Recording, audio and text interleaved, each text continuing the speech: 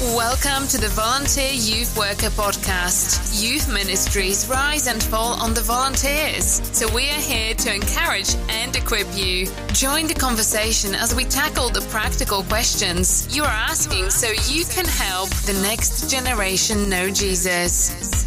Hey everybody, welcome back to the Volunteer Youth Worker Podcast. This is a podcast all about answering the practical questions that you ask. And sometimes the questions are questions that I ask personally, and that is today's conversation. So if you're like, where did this conversation come from? It's just a personal one that I'm dealing with and working through with my buddy Steve. So if we haven't met before and you're listening, my name's Jeremy. I'm a youth worker on the East Coast of Canada and a part of the youth worker community, this bigger organization. We do a number of things to connect with youth workers, and Steve is in southern Manitoba. Steve, how you doing today? I am living the dream, Jeremy. Living the dream. I like that. Now, Steve, I'm excited for this conversation because you've been a youth worker for a long time, but you've also done a lot of great work in the area of counseling, and you were a healthcare provider as well. Is that the way to say it? Yeah, something like that. I was a paramedic for a little while. Yeah, like you've been very thoughtful about caring for people, and I love that you bring that into your ministry in a way that, as I was kind of referencing at the start, I struggle with. So as a youth pastor, as a youth worker, when I've had small groups of students, this question, how can I help when my teenagers are emotional, is honestly a personal one, because when we're in a small group and teenagers are getting emotional, or you recognize big emotions are kind of coming out, and they could be anything, like I just know I have very basic words. So it could be that they're sad. It could be that they're mad. It could be that they're glad. But those emotions are coming out and you're like, this is all changing and happening so fast, and I don't know how to deal with it because there's so many different ones floating through. And so I would love to give us some helpful handles as youth workers, because here's what we know. If you're listening, you're a volunteer. If you've been volunteering for only a short amount of time, you will discover this unique privilege of hearing the stories of students in 5 or 10 or 15 or 20 years down the line and the difference that you made. And so often the difference ends up being things like being able to steward the emotional journey of our students well. That's the kind of thing that they remember. I was noticed, I was known, you cared about me. And that ends up being extremely critically tied to their faith journey. And so although we care about the spiritual lives of our kids, we recognize if we don't do a good job of connecting and stewarding the emotional journey of our students, that ends up becoming either a massive hindrance and stumbling block around their faith, or potentially it paves the way for a much deeper faith journey in community with us. Okay, that's a long intro to one basic question. How can I help when my teenagers are emotional? Steve, I've got so many examples, but why don't you just start us off by talking what we're going to think through here? Jared, it's such a great question. And I know we all respond differently when teenagers walk into the room where we are, just displaying big emotion or hard emotion. And, we all feel different things when people come in with big emotion. For me, it strikes up my curiosity. And I love that. Curiosity. I love big emotion. Yeah, I love because you know what? When it comes down to it, this is now I'm just going to jump right to probably one of the final points right at the beginning, just in case someone doesn't want to listen to the whole thing and they just want the goods right off the bat. One of the things, just a personal perspective on emotion. Sometimes emotion can make us feel a whole lot of things. I'm inadequate to deal with this. This is something I'm uncomfortable with, or any of these other things that could be going on inside of me when that youth walks in with that big emotion. One of the things I've been just trying to really focus myself on is emotion is just information. Students are just wanting to tell me their story, and they might not even have the exact words that they want to express. And I'm just thinking of a particular youth within my youth. I'm just going to call her Jane. Jane comes and she has big emotions. Probably. Now, I shouldn't say this because I know we should never have a favorite student in our youth group, but Jane it fascinates me. Because what's in her mind is coming out of her mouth, and it's coming out in extremes. And I just want to explore, what does this mean for you, Jane, to be feeling this way? So emotions are just information coming from students wanting to tell us their stories. That's interesting because honestly, Steve, I would look at emotion and like when I have the kid that's just flying off the handle or the one that is incredibly sad, I don't view them as information. I guess I view it as like a stumbling block or like like a problem, because it's like, oh, we can't have a rational, real conversation because all of these emotions are getting in the way. And so you're trying to tell me, no, you're not paying attention enough. Those emotions are actually telling you a bit of a story of your student. Is that right? Yeah, like it's not always giving us accurate information about the story, but it's giving us helpful information.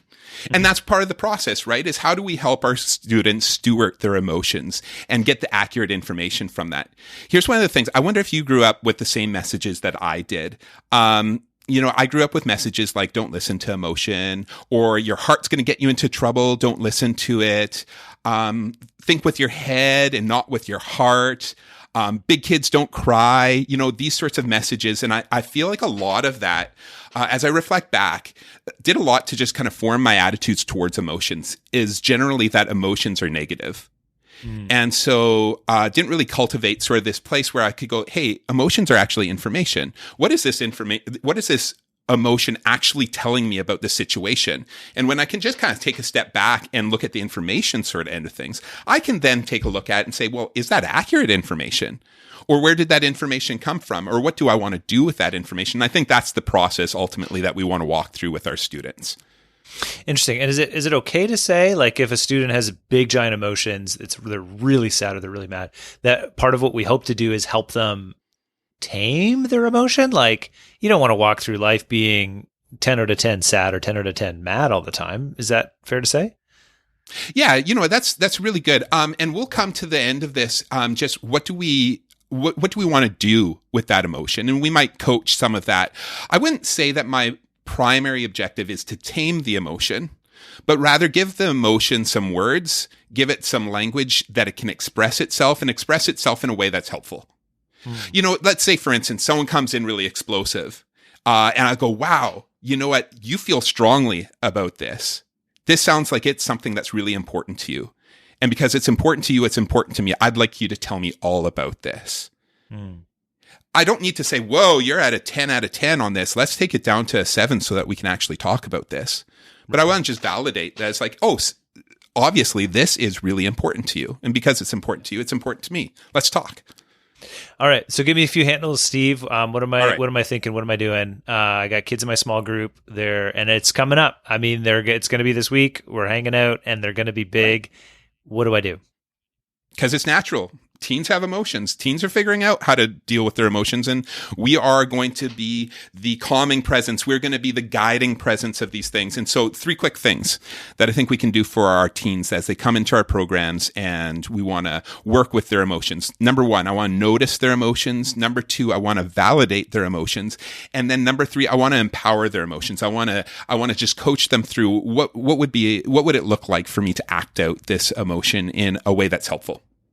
Okay, so noticing, that seems to make sense. Do we need to spend much time on it?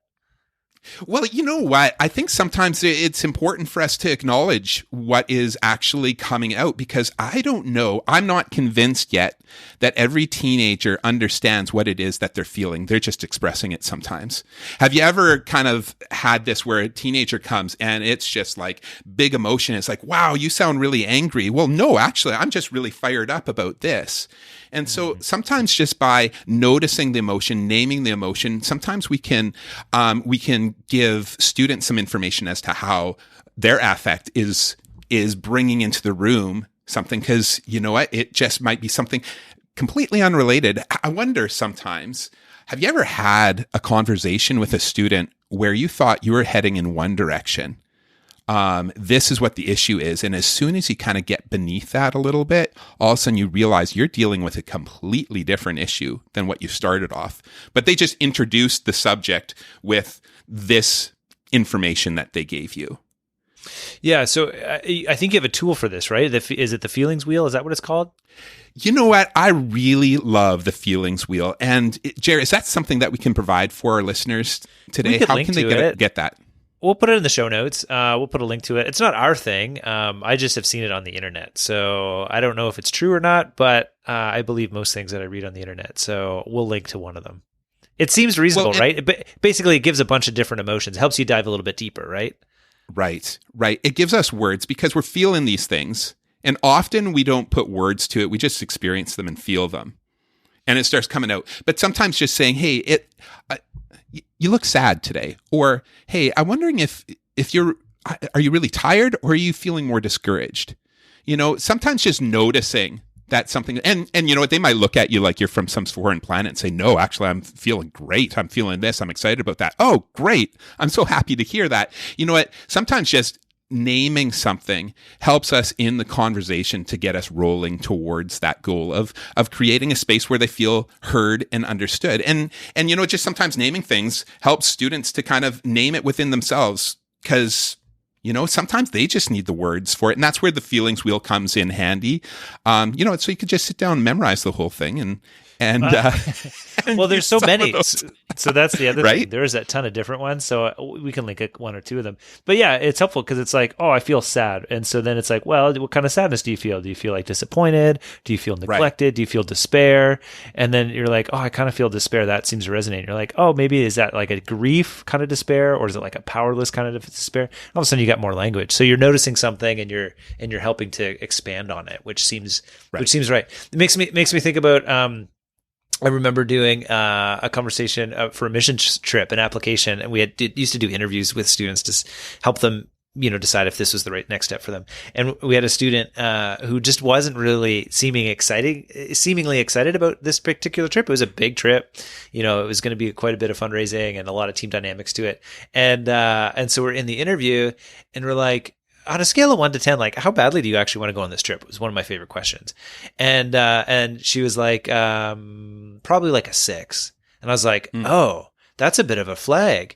But then we did the follow-up, trying to understand and notice the emotion, because everybody experiences them differently. I said, you're like a high-level lacrosse player. Like, how much do you love lacrosse on a scale of 1 to 10? She's like, probably like a 6.5. I'm like, oh, how on a scale of 1 to 10, like, how much do you love your parents? She's like, like a 7. I'm like, okay, cool. Well, if we're at the top end range of what you're looking for, we found some language maybe that can help describe this a little bit. And I'm learning about how you interact with the world. And so that's great. There's no top end. That's not a problem. Saving it in case something spectacular happens, I guess, was the idea. So anyways, noticing the emotion. Anything else that you want to say about that? I think the thing that noticing emotion is, it does create some hospitality for that emotion.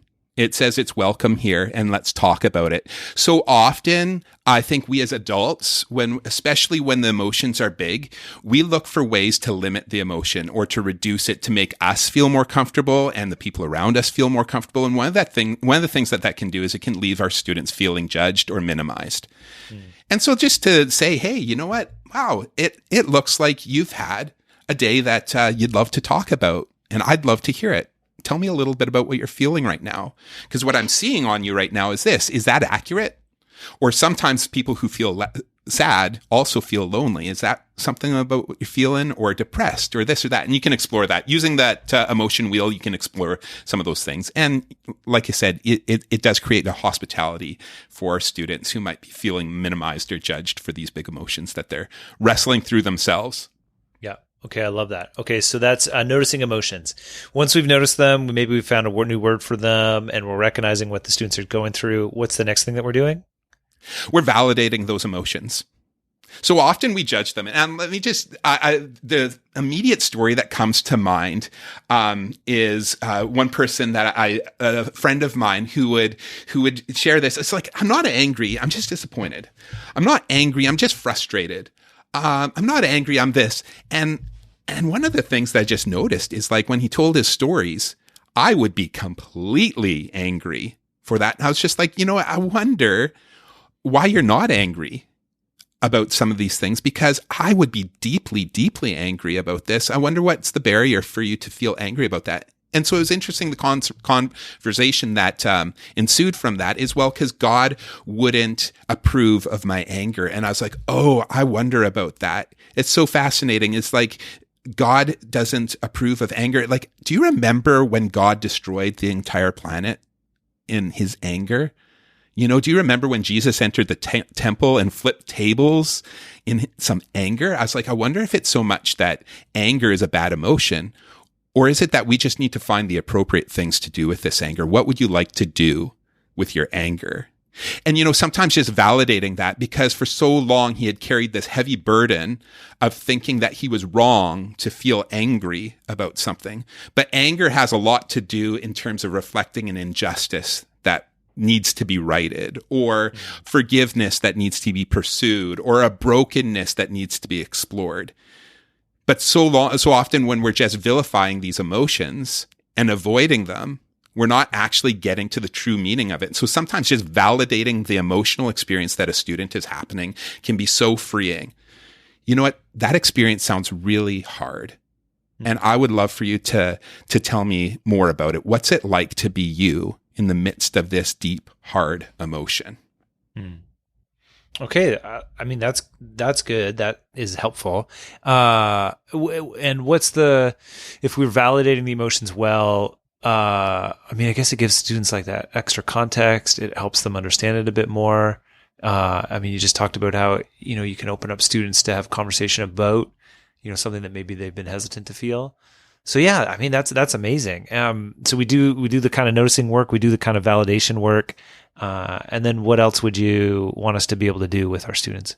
Just on the validation thing, Jared, just as you were talking there, something that struck me is one of the key goals I feel that we are having as we're validating emotions. One of the things we want to recognize is our job is not to cure emotions, alleviate hard emotions. And that's one of the pressures that we feel as youth leaders sometimes. Sometimes we see these students coming into our programs and they've had a really hard day, hard week, hard life. And we want to bring some relief from that emotions. And unfortunately, we're largely powerless to do that. And in fact, God doesn't even do that a lot of the time, just rescue us from the emotion that we're in.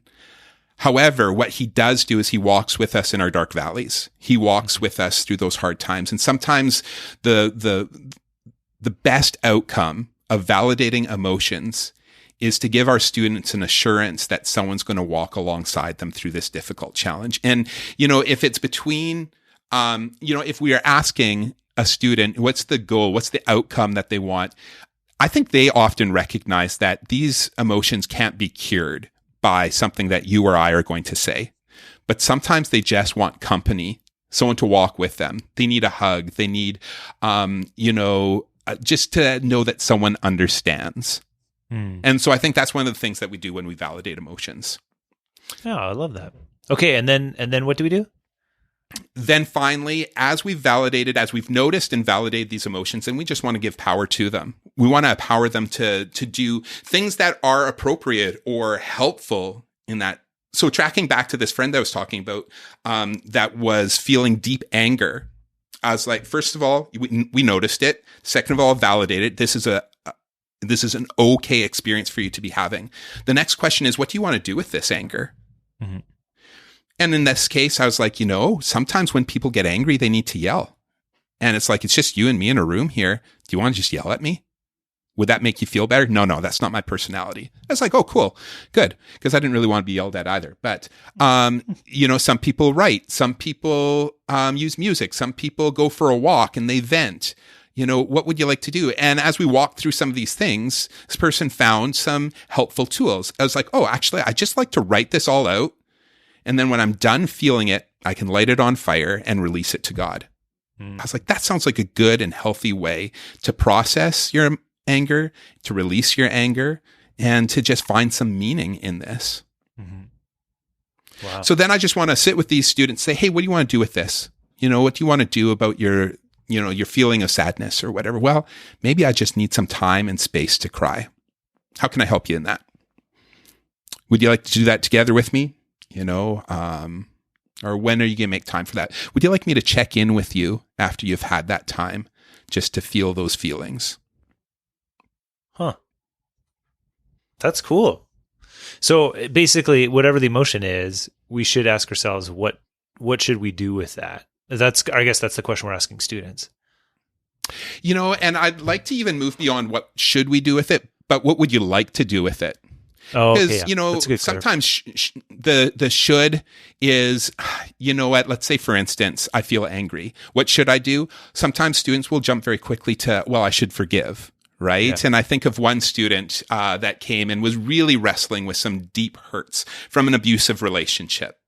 And I remember we were walking through this, and we spent a little bit of work, and we did some other techniques in just processing some of the emotion. And it was interesting to me, one of the shoulds that he felt was that he should forgive. Mm-hmm. And we know biblically that there's an important place for forgiveness in our life. But one of the things is there were some deep injustices that also needed to be acknowledged. And one of the things that he discovered is before he came to this place of, or a part of him coming to forgiveness was also, just to explore what it meant to feel the hurt that he felt. Where was Jesus within some of that hurt? And what was Jesus saying to him? And so often, very quickly, what he would say is, well, Jesus is telling me to forgive. And I was like, you know what? I wasn't buying that right off the bat. And we explored it a little further, and suddenly he came to the realization Jesus was telling him that he was okay and he was going to protect him from this, and that no matter if there was going to be future hurts or whatever, that Jesus would be there at his side. And that was a beautiful thing that came out when he was able to release himself from some of the shoulds, because he quickly wanted to move to that forgiveness piece, which he did. But we also spent a little bit of time just exploring the meaning of that and what he wanted to do with those feelings as well. Bro, this is great. This is really, really helpful. And I mean, I can think of enormous amounts of applications for it. For those of you that are listening, some of this will feel natural to you. Some of this will feel a little bit unnatural. You'll wonder how to apply in your grade 6 guys small group as they're dealing with things. And it's probably a little bit clunkier than with your grade 11 girls small group. But I think it's probably worthwhile in both instances. Would that be fair to say, Steve? It's true. And you know what? Honestly, there is times when you need to create space to do this work one-on-one with a student, because you won't often get the most accurate information when there's an image to be maintained amongst my friends. You'll find that emotional students can be very different in groups as they are one-on-one. And so, appropriately creating places where, you can explore those things, whether that be, one-on-one or whatever your scenarios allow you to do safely. But I mean, I just come back to this kind of where we started at the beginning of the conversation, the opportunity here for us as people of faith who care so deeply about the faith of our students. What a great way to show them that we care about them, and to show them that they actually are, again, noticed, they're known in this community, and to do this kind of work that will stick with them forever, because there are very few places in our world where somebody be willing to take the time to do this kind of thing, to notice your emotions, to validate them, and to help you empower them. So yeah, I just think that's a great way to think about a healthy, holistic ministry to the students in your small group. And I love what you said there, Jared. Take the time. Because we're often in such a rush to fix these sorts of things that we feel uncomfortable by. You know what? Processing emotions and dealing with emotions, that's a lifelong venture. And we do have the opportunity as youth leaders to create a space where, maybe there is a long game in this. Maybe we can set up a relationship where we might be someone who's a safe emotional person for this student for life, or well beyond, or at least model for them what it looks like to be in healthy, safe emotional relationships by the way that we listen to them and handle their emotions. Man, so good. Okay, well, last word, anything you want to say to people as we're wrapping this one up? Jer, obviously we've just solved all the world's problems here, right? Boom, boom, just like that. But to be fair, there are situations that people are dealing with in their small group or students they've got deeper questions about. And so here's the bottom line. We actually want to hear from you, no matter where you're listening from, no matter what the situation is. We would love to either help you just over email and conversation, but also, if it's worthwhile that we could actually do a whole conversation about it on the podcast, please let us know. We'll put our contact info in the show notes. And so you can use that as a form, because oftentimes the specifics do get a little bit messy on how to work it out. So if you've got that and you're like, I don't know how this goes, please let us know. We'd love to be a resource to you. And I do also want to say sometimes when we are working with emotional teenagers, and some of that makes us uncomfortable, it's important for us to notice the things that we're dealing with as well. And there are times and spaces where the emotions might be too big for us to deal with. And we might just say, hey, this sounds like a situation where it would be really healthy for us to invite someone else into this conversation as well. And so always leave room to, we don't need to be the healers for everyone. Jesus is that. But there is appropriate space to invite others into as well. I just want to make sure that everyone feels empowered to invite others into this journey as well. Yeah, I love that. Right on. Well, hey, everybody, thanks so much for the work that you're doing, investing into the spiritual lives of teenagers. You really are making an eternal difference. And we would love to see you back here next week for another conversation, another episode of the Volunteer Youth Worker Podcast.